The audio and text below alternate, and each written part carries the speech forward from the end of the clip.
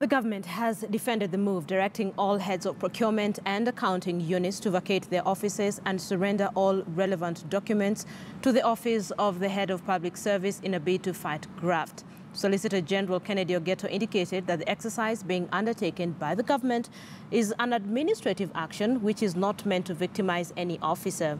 But as Chris Tyro reports, the political class is already being accused of politicizing the war on graft by defending some of their own. Take a look. On Wednesday, the Employment and Labor Relations Court is expected to give a ruling on whether to set aside the order suspending a circular issued by the Head of Public Service, Joseph Kinyua, seeking to vet afresh all heads of procurement and accounts units over integrity issues or vary them, while indicating that over 458 public officers have submitted their respective information as part of compliance with the circular. Solicitor General Kennedy Ogeto indicated that no officer will be harassed or dismissed from the public service, and that the intention is to ensure that there is integrity within the procurement and accounts department in government. Human rights activist Okiom Tata had moved to court, arguing that the rights of those officers will be violated if they vacate office and wait for fresh vetting, and that their full benefits, salaries and allowances will be in jeopardy. Those who shall fail the vetting will stand suspended. The circular was issued after the President's directive on Madaraka Day that all government procurement and accountant officers will have to be vetted afresh in their fight against graft.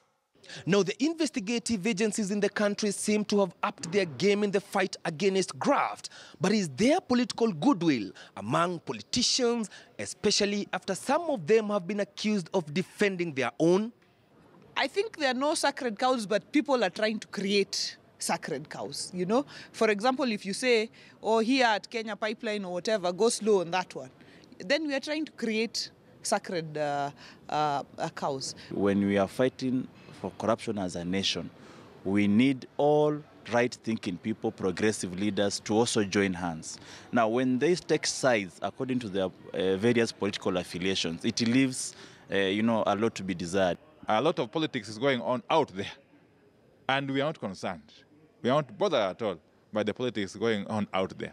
My committee has a mandate to fulfill, and I can assure you that under my watch, the Public Accounts Committee is going to deliver.